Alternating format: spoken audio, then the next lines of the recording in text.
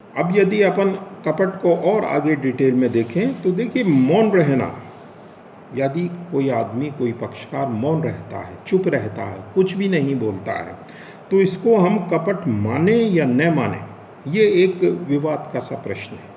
क्योंकि आदमी ये बचाव के लिए कह सकता है कि साहब मैंने तो कुछ कहा ही नहीं था, तो ये फ्रॉड कैसे हो गया। तो देखिए, इसके संबंध में नियम ये कहता है कि सामान्यतः मौन रहना जो है वो कपट के अंतर्गत नहीं आता है, सामान्यतः। उसका कारण ये है कि देखिए, जब भी हम कोई अनुबंध करते हैं तो उसमें एक नियम होता है, क्रेता की सावधानी का नियम, या जिसे बिवेयर बायर या केवियट एम्प्टर के नाम से भी जाना जाता है। इसका सीधा सा मतलब ये है कि जो भी पक्षकार अनुबंध कर रहा है उसको आँख खोलकर अनुबंध करना चाहिए। आँख खोलकर अनुबंध से मतलब ये है कि उसको खुद को पूरी तरह से सेटिस्फाइड हो जाना चाहिए।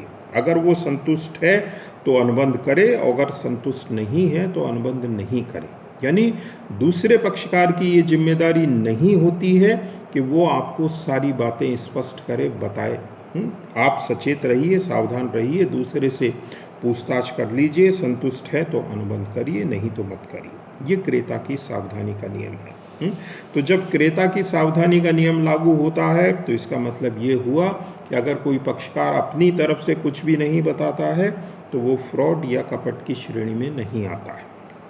लेकिन इसके कुछ एक्सेप्शंस, अपवाद बताए गए हैं। अपवाद में क्या बताया गया है कि जहां मौन रहना जो है वो कपट में शामिल किया जा सकता है। तो वो कौन कौन सी अवस्थाएं हैं? तो उसमें देखिए, पहला बताया गया है कि जहां बोलना कर्तव्य है। जहां बोलना कर्तव्य है, इसका मतलब ये है कि अगर उस प्रकार के अनुबंध में आप मौन रहते हैं, चुप रहते हैं, दूसरे पक्षकार को कोई बात नहीं बताते हैं, तो वो फ्रॉड की श्रेणी में आएगा। तो बोलना कर्तव्य कहाँ होता है? तो उसमें देखिए, एक अनुबंध होता है जिसको अपन परम सद्विश्वास का अनुबंध मानते हैं। जैसे भूमि के क्रय विक्रय का है, विवाह का अनुबंध है, बीमे का अनुबंध है, ये सारे किस श्रेणी के हैं? साझेदारी का अनुबंध है। ये सब परम सद्विश्वास यानी पक्षकारों के विश्वास पर बहुत अधिक निर्भर करता है।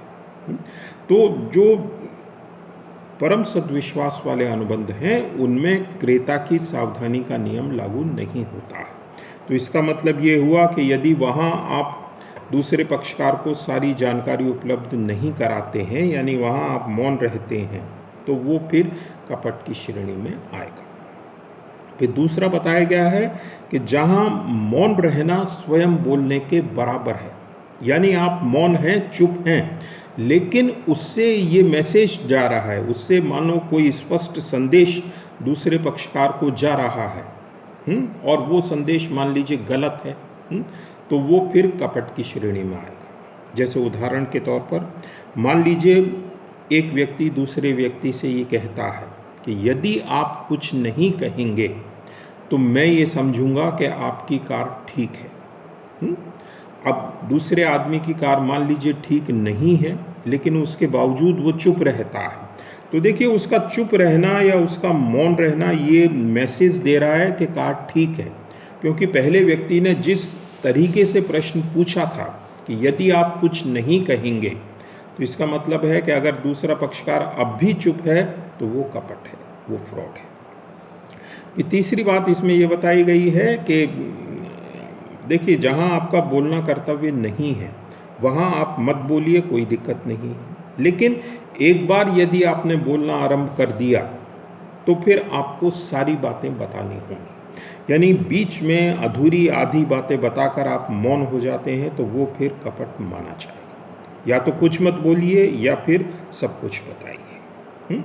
अब यदि अपन कपट के प्रभाव की चर्चा करें तो देखिए, जो उत्पीड़न का प्रभाव है, जो अनुचित प्रभाव का प्रभाव है, और वही कपट का प्रभाव है।